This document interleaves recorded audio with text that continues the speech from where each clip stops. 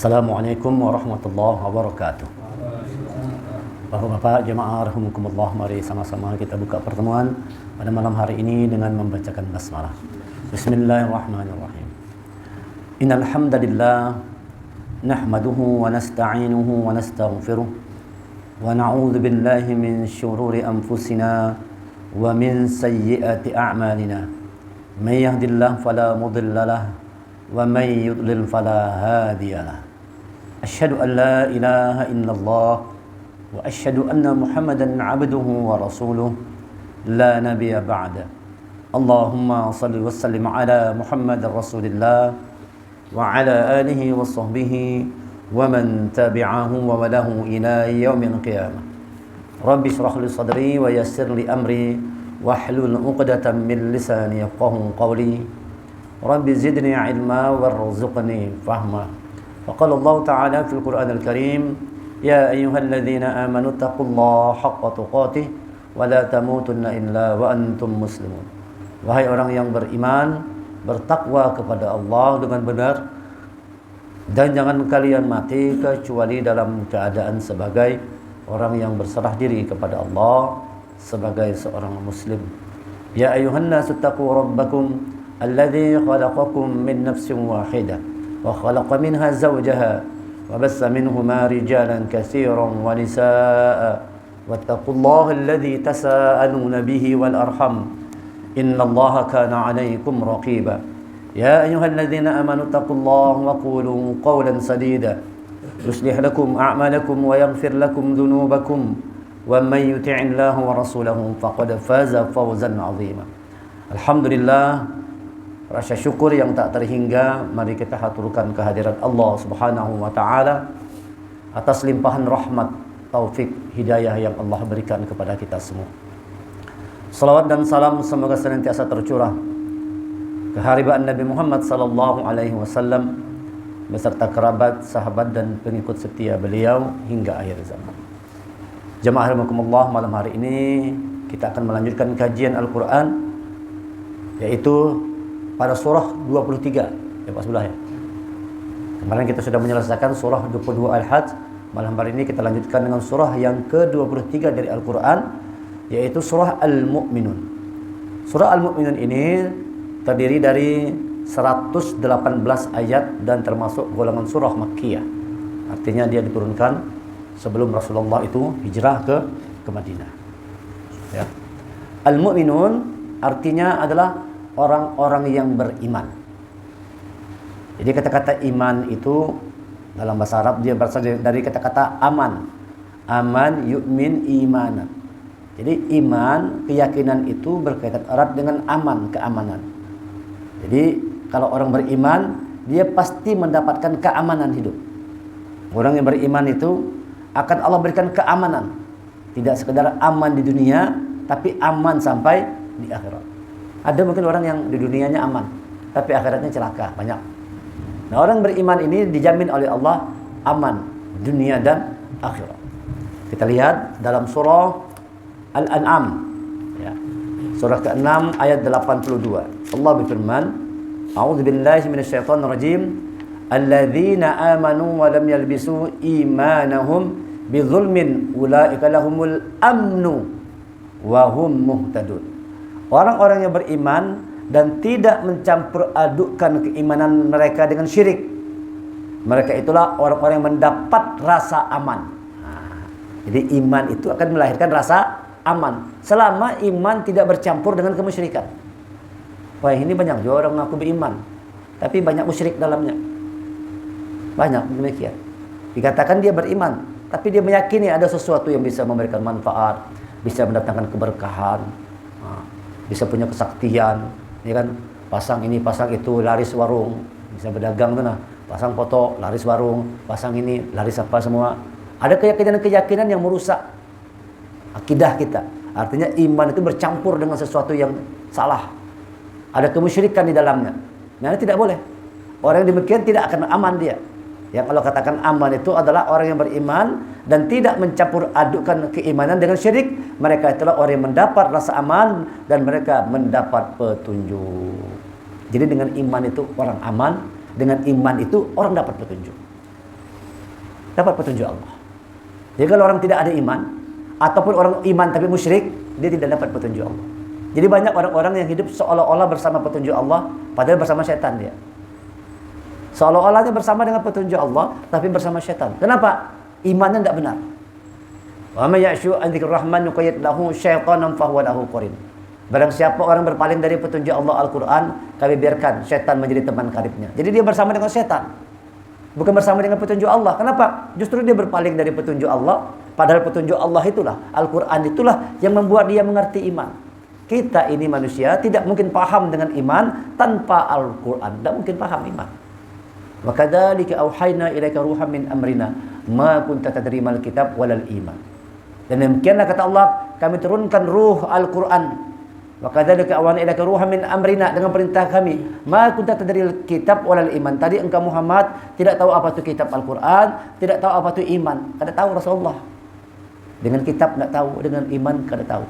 Walakin ja'alnahu nura, akan tetapi kami jadikan Quran ini sebagai cahaya. Nah, dengan cahaya itu manusia bisa mengerti, paham dengan petunjuk Allah. Jadi berkaitan semua ini. Yang dikatakan orang beriman itu adalah orang yang tidak mencampur keyakinan dengan kemusyrikan. Ketika iman itu utuh, yakin betul-betul kepada Allah, maka mendatangkan rasa aman. Ketika orang punya iman, maka dia akan mendapatkan petunjuk Allah. Sebaliknya, iman yang tercampur, apalagi tidak punya iman, itu dia tidak datang rasa aman. Yang ada malah rasa khawatir. Yang ada malah rasa khawatir. Yang ada malah rasa takut, rasa cemas. Tidak ada rasa aman. Banyak orang dunianya punya, dunianya dapat penuh, tapi tidak ada rasa aman dia. Ketakutan. Hidup penuh dengan ketakutan. Dalam rumah, miliaran rupiah, alin triliunan, tapi dalam rumah mati narkoba dia. Ada gitu kan? Nah, rumahnya itu sudah dibuatnya surga dunia, lengkap dengan fasilitas segala macam. Mati, overdosis dalam rumahnya. Kenapa? Dia tidak menemukan rasa aman. Rasa tentram, rasa tenang, rasa damai itu tidak hadir. Karena rasa tentram, damai, bahagia itu hanya Allah berikan kepada orang yang punya iman. Yang iman itu murni, tidak bercampur dengan kemusyrikan. Nah, itulah dari surah Al-Mu'minun ini mengingatkan manusia agar betul-betul menjadi orang yang beriman dengan iman yang sesungguh-sungguhnya. Ulaika humul mu'minuna haqqan. Mereka itulah orang-orang yang benar-benar beriman. Kalau ada kata-kata Allah, mereka itulah orang yang benar-benar beriman, berarti pasti ada orang yang beriman tapi tidak benar imannya. Kan logikanya gitu. Kalau ada Allah mengatakan mereka itulah orang yang benar-benar beriman, berarti di balik itu ada orang yang beriman tapi kada benar imannya. Bujur yakin sama Allah, yakin sama Rasulullah, yakin sama kitab, tapi yakin juga lawan keris. Nah, keris ini ada apa semua. Oh, yakin juga pergi ke dukun, datang ke dukun. Kadang-kadang yang begitu tuh orang-orang pintar juga, orang-orang pintar, orang-orang besar. Bahkan kadang-kadang calon-calon pemimpin tuh, kalau anak pemilu tuh bisa datang ke dukun juga, datang ke dukun dia. Nah, minta mantra-mantra dari dukun supaya menang. Ada juga yang kayak itu modelnya. Ada. Nah ini barangkali kalau dikatakan beriman, dia punya iman, tapi imannya tidak murni. Imannya tidak hak, imannya tidak benar, bercampur dengan berbagai macam bentuk kesyirikan yang dia sadari ataupun yang dia tidak sadari. Nah, oleh karena itu kata Allah, Al-Mu'minun ini yang artinya beriman, di mana iman itu akan mendatangkan rasa aman bagi orang. Wala tahinu wala tahzanu wa antumul a'laun in kuntum mu'minin. Dalam surah Ali Imran ayat 139, jangan engkau merasa hina, jangan engkau khawatir, jangan engkau takut, jangan engkau sedih hati. Wa antumul a'la, engkau orang yang tinggi. In kuntum mu'minin, jika kamu orang yang beriman. Al-mu'minun adalah kelompok orang-orang yang beriman. Di mana kata Allah di dalam surah Al-Mu'minun, qad aflahal mu'minun, sungguh beruntung orang-orang yang beriman. Orang beriman pasti beruntung. Allah berikan kepada orang beriman itu apa? Ulaikumul harisun alladzina yasunal firdaus hum fiha khalidun. Sungguh beruntung orang yang beriman tadi kata Allah, yakni yang akan mewarisi surga Firdaus, mereka kekal di dalamnya. Nah, jadi Allah berikan surga Firdaus, surga yang tertinggi bagi orang-orang yang beriman.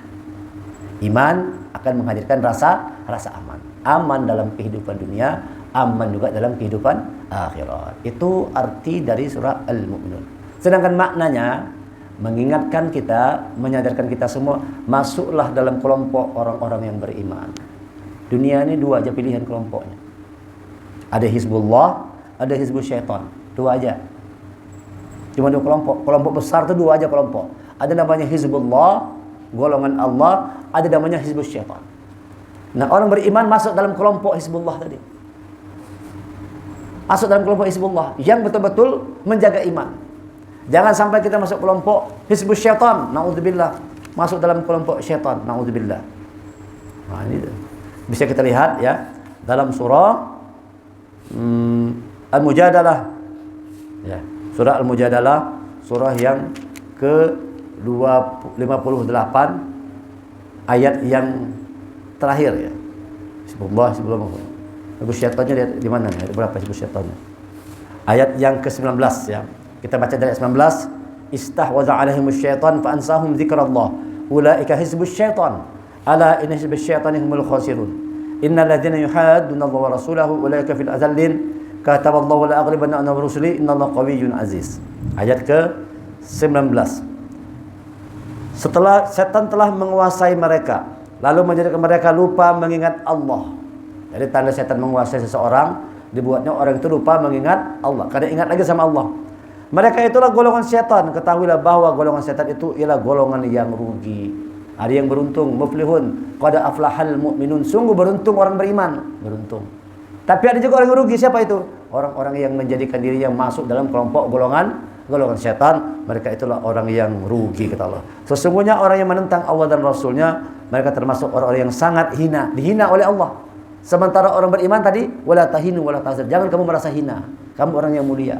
Yang beriman dimuliakan oleh Allah, yang tidak beriman dihinakan oleh Allah. Masuk di dalam kelompok syaitan, naudzubillah. Bersama-sama syaitan nanti dalam neraka. Nah, pilihannya dua aja. Allah telah menetapkan aku dan Rasul-Rasul kami pasti menang.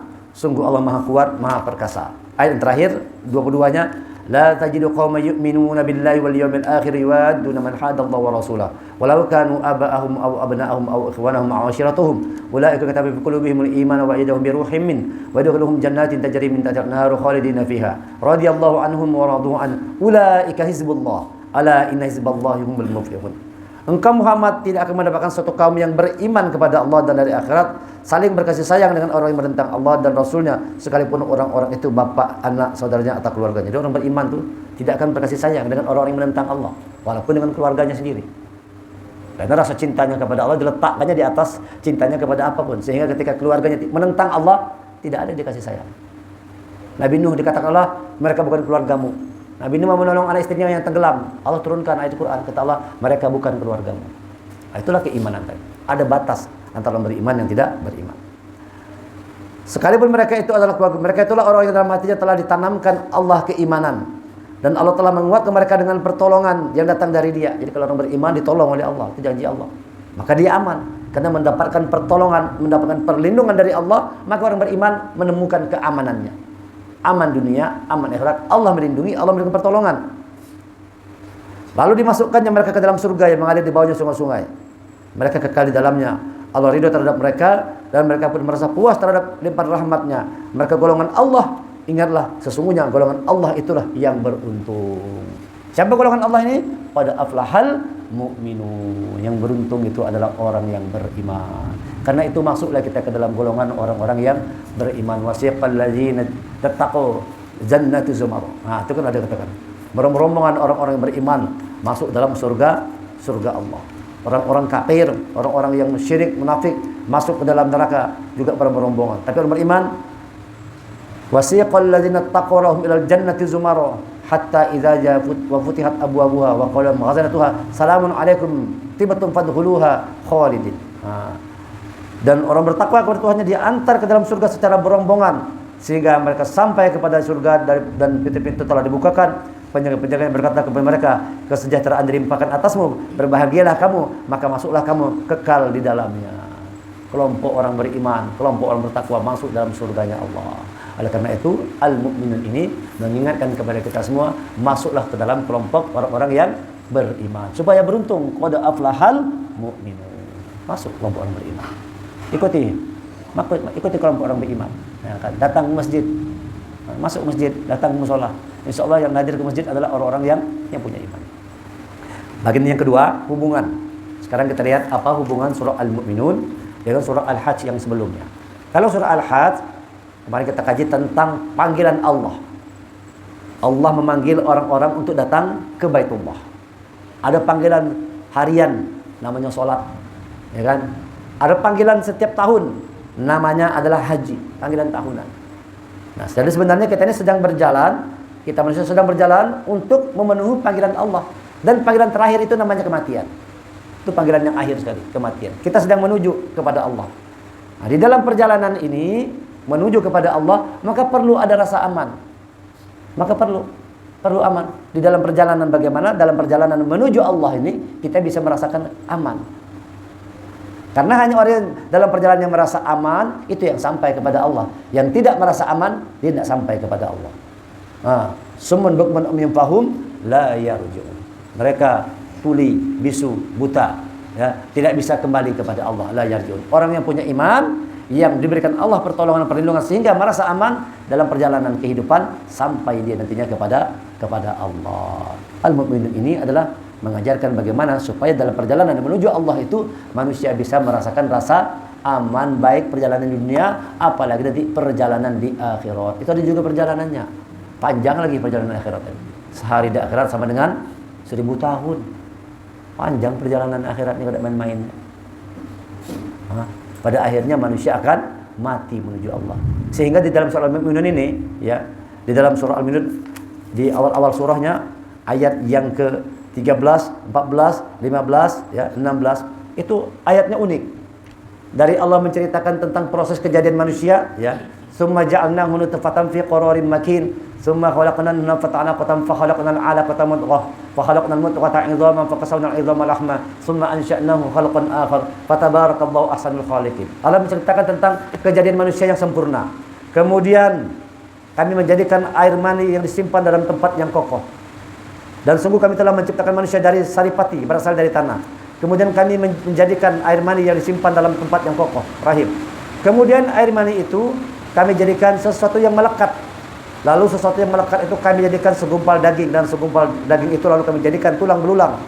Lalu tulang belulang itu kami bungkus dengan daging. Kemudian kami menjadikannya makhluk yang berbentuk lain. Maha suci Allah, pencipta yang paling baik. Tiba-tiba, summa innakum ba'da dzalika lamayitun. Kemudian setelah itu sungguh kamu pasti mati. Langsung.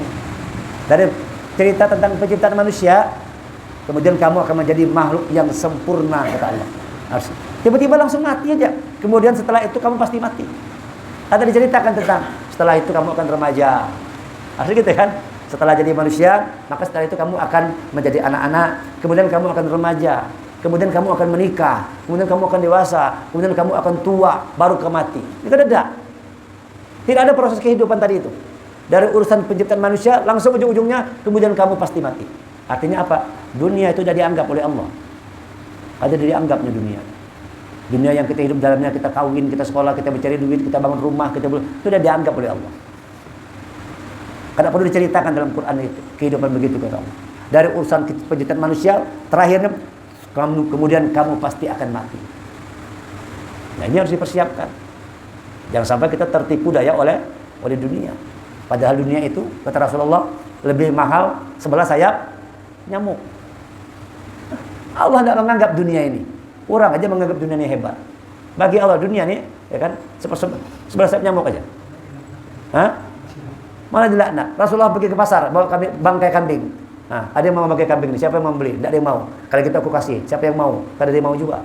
Kata Rasulullah, dunia lebih buruk dari bangkai kambing. Tetapi banyak manusia berebut-rebut ingin mendapatkan dunia.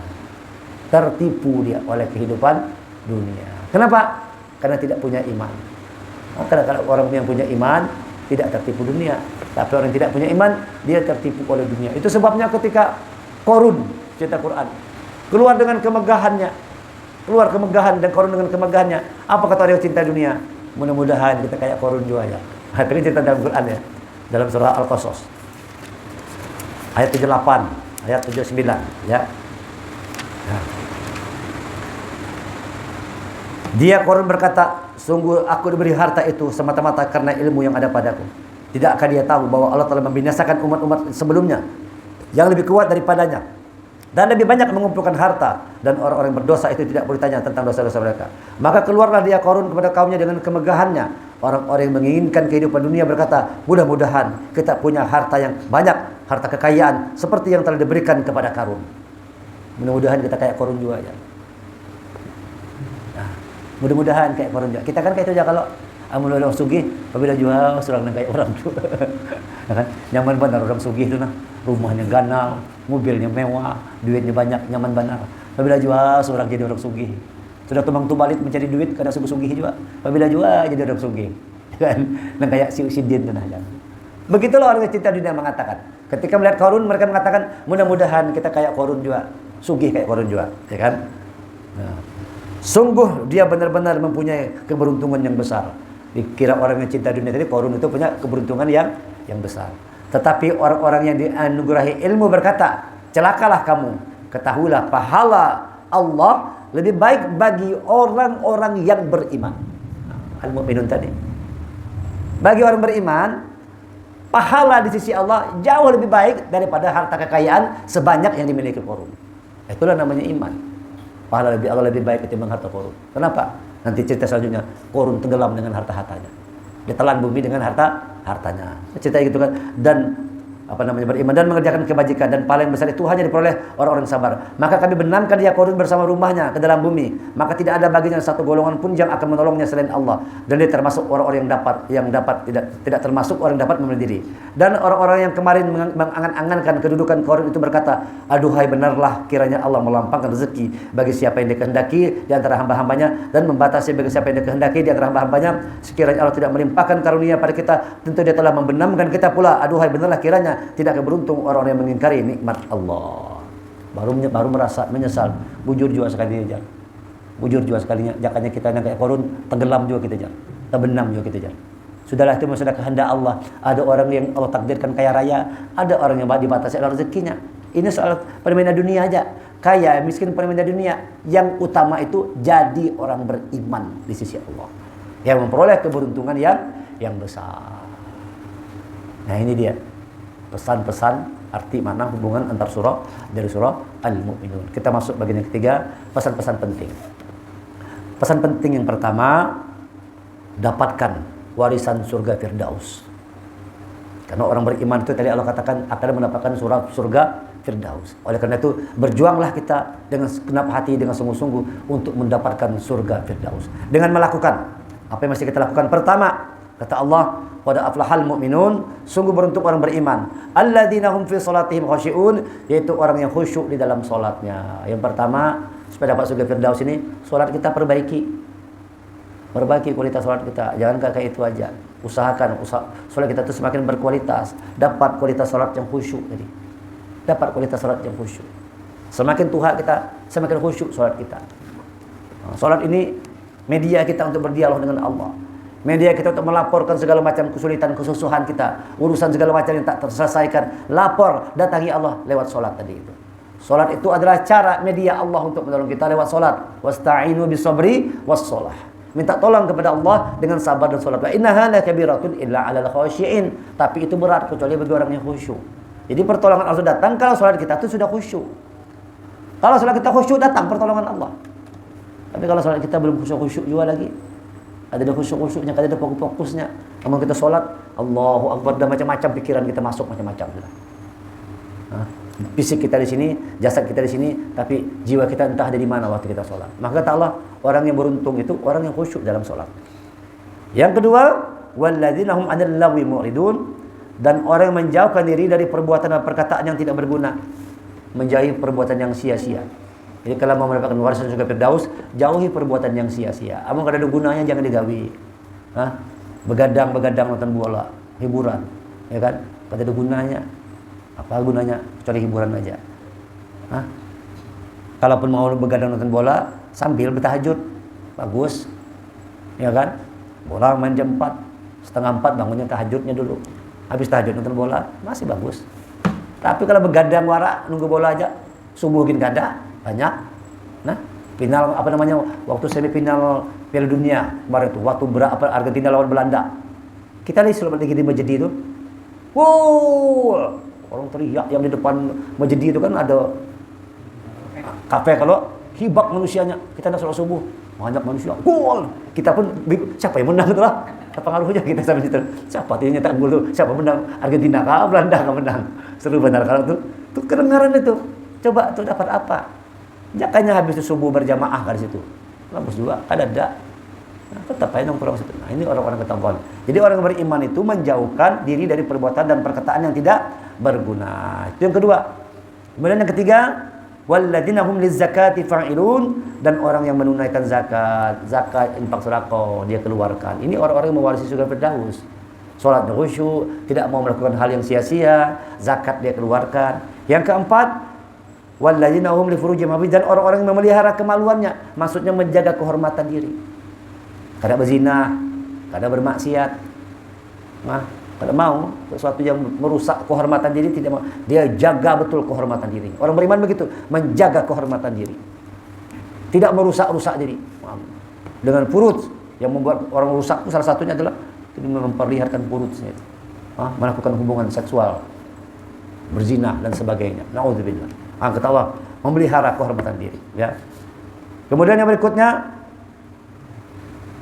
memelihara, yang ayat 8-nya, walladzina hum li amanatihim wa 'ahdihim ra'un, yang berikut, yang kelima ya.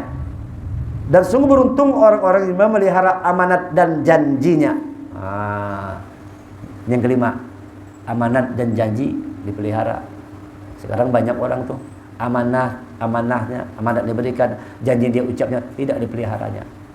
Tadi berjanji waktu mau jadi pemimpin amanah, saya akan ini. Sekali jadi pemimpin sama aja kadang ada juga. Kayak itu juga kelakuan. Sama aja sekalinya. Ya. Janji-janji banyak benar, apakah tambah baik, apakah tambah buruk, susah kita ngomong. Lebih kurang aja menurut ulun, lebih kurang aja. Apalagi sejak ada MBG, mohon maaf lah. Udah cocok lalu MBG itu. Kalau ulun stop aja. Menguntungkan bubuhannya yang berapa proyek MBG benar ya. Iya. Iya kan udah dapat MBG. Kita kan tahu juga. Paling modal 5.000 aja. Padahal jatahnya 15.000. Nah, cuma jual MBG kayak apa? Sebelum sampai ke kami dah sudah dipotong di atas 5.000 aja. 15.000 sampai ke kami 10.000 aja. Mau ke Damawai potongnya pulang sampai ke sekolah 5.000 aja. Tidak amanah. Tidak amanah. Sekolah libur kemarin kan juga acara wisata, ya itu dikirimnya juga. Rapal jar. Ada lagi istilah rapal. Jadi kita libur sekolah tanggal merah, dirapalnya 2 hari. Nah, kemarin ke Jumat kan tanggal merah kan? Jadi hari Kamis itu selajur lawan hari Jumat, karena Jumat kada masuk. La ilaha illallah. Laporan sudah mengirim sekian 2 hari. Bagi-bagi Bu, nyaman mana juta sebenarnya hari, puluhan juta kaliannya kan. Bayangkan 300 berapa triliun? 300 dana MBG 335 kah? 335 triliun Bang Ocet, sehari 1 triliun. Dibangunkan sekolah, berapa sekolah dapat, dibangun ke rumah sakit, orang kuliah gratis sampai S1 kawa. Tapi mudah-mudahan ke depan ini kan kita masih ibarat baru setahun jalan yuha, kita tunggu pulang tahun yang kedua kayak apa kena kisahnya. Nah ini lakukan 5, jadi sholat khusyuk dijaga, jauhkan perbuatan sia-sia, keluarkan zakat, infak, sedekah, jaga kehormatan diri kita. Yang kelima, jaga amanah dan janji kita. Orang-orang seperti ini kata Allah akan mewarisi surga Firdaus. Ulaika humul 5, salatnya khusyuk. Yang kedua, dia menjauhi perbuatan yang sia-sia dan perkataan sia-sia. Yang ketiga, dia tunaikan zakat, infak, sedekahnya. Yang keempat, dia menjaga kehormatan dirinya. Yang kelima, dia memegang teguh amanah dan janji. Orang seperti ini diwariskan surga Firdaus. Ini pesan yang pertama. Ya, dapatkan surga Firdaus ini jadi terlalu. Yang kedua, hati-hati. Pelihara diri kita dari tipu daya setan. Hati-hati. Surah Al-Mu'minun ini mengingatkan kepada orang beriman, hati-hati. Jaga diri dari tipu daya setan. Setan tidak akan pernah berhenti, terus akan membuat tipu daya supaya manusia tergelincir. Kita lihat ya. Surah Al-Mu'minun ayat 97 dan ayat 98. Ya. Wa qur rabbi a'udzubika min hamazati syayatin wa a'udzubika rabbi ay yahdurun. Dan katakanlah, wahai Tuhanku, aku berlindung kepada Engkau dari bisikan-bisikan syaitan, dan aku berlindung pula kepada Engkau ya Tuhan agar mereka tidak mendekatiku. Hati-hati, jangan terkena bujuk rayu syaitan. Jadi berlindung kepada Allah. Rabbi, berlindung kepada Allah, wa a'udzubika rabbi ay yahdurun. Aku berlindung kepada Engkau ya Allah agar mereka syaitan itu tidak mendekati aku. Berlindung kepada Allah. Jangan biarkan kita tertipu daya oleh setan. Dan setan menggunakan dunia ini sebagai alat untuk menipu manusia. Apa alat tipu dayanya? Dunia inilah alat untuk menipu manusia. Sehingga manusia cenderung mengejar dunia, lupa dengan kematian, lupa dengan akhirat, sibuk mengejar dunia. Itu tipu daya setan. Orang yang tertipu dunia begitu. Orang yang tertipu dari setan demikian. Dia mati-matian mengejar sesuatu yang pasti dia tinggalkan. Itu tertipu. Dia melakukan dosa yang pasti akan menghancurkan dirinya. Yang ketiga, dia enggan melakukan kebaikan yang pasti akan menolongnya. Tidak mau. Tidak mau dia. Mati-matian mengejar dunia yang pasti ditinggalkan. Dosa yang menghancurkan digawinya. Sementara kebaikan yang menolong dirinya dia tinggalkan. Dia abaikan. Ini orang yang tertipu bisikan-bisikan setan, tertipu daya oleh dunia. Maka pesan yang kedua dari surah Al-Mu'minun ini, berhati-hatilah terhadap bisikan-bisikan setan, tipu daya dunia, berhati-hati. Pesan yang terakhir, minta ampun. Pesan yang terakhir, mohonkanlah ampun kepada Allah dan mintakanlah rahmat dari Allah. Seandainya kita sudah tertipu daya. Apa? Kalau sudah terkena tipu daya, terkena juga kita sekalinya, ya kan? Sudah tahu kita ilmunya, terkena juga sekalinya tipu daya setan tadi ini. Disadari atau tidak disadari, sesungguhnya kita sudah termakan bujuk rayu setan, kena juga sekalinya, terkena perangkap setan. Apa yang mesti kita lakukan? Kata Allah, mohonkan ampun dan mintakan rahmat dari Allah. Surah Al-Mu'minun ayat 109. Ya. Innahu kana fariqun min ibadi yaquluna rabbana amanna faghfir lana warhamna wa anta khairur rahimin. Sungguh ada segolongan dari hamba-hambaku berdoa. Ini orang beriman tadi. Wahai Tuhan kami telah beriman. Kami sudah beriman ya Allah. Tapi tersalah kami. Sudah beriman kami. Kami sudah yakin kepada Engkau. Kami sudah yakin kepada Rasulullah. Kami yakin akhirat. Kami yakin Quran. Kami sudah beriman ya Allah. Tapi kena tipu juga kami. Kami tertipu juga ya Allah. Kami sudah beriman tapi kami tertipu juga ya Allah oleh bujuk rayu setan ini. Maka ampunilah kami. Ampuni kami ya Allah. Dan berilah kami rahmat. Engkau adalah pemberi rahmat yang terbaik. Ini dia. Jadi yang ketiga ini, mohonkan ampun dan mintakan rahmat dari Allah. Karena ada kalanya kita orang beriman pun tetap terkena tipu daya setan. Bujurlah. Benar. Tertipu juga kadang-kadang kita kalau kita merasa, ulun merasa banyak benar tertipu dari setan. Ya Allah, tertipu kita oleh setan. Banyak benar kita ditipunya. Padahal kita tahu, ini pelengkap setan nih, tapi nyaman. Digawe juga sekali ini. Tapi nyaman. Tertipu dari setan kita. Minta ampun lagi sama Allah. Ini nanti pengalaman berapa menit lagi? Baik, kita tutup sama-sama dengan doa kafaratul majlis. Subhanaka wa bihamdika asyhadu an la ilaha illa anta astaghfiruka wa atubu ilaik. Assalamualaikum warahmatullahi wabarakatuh.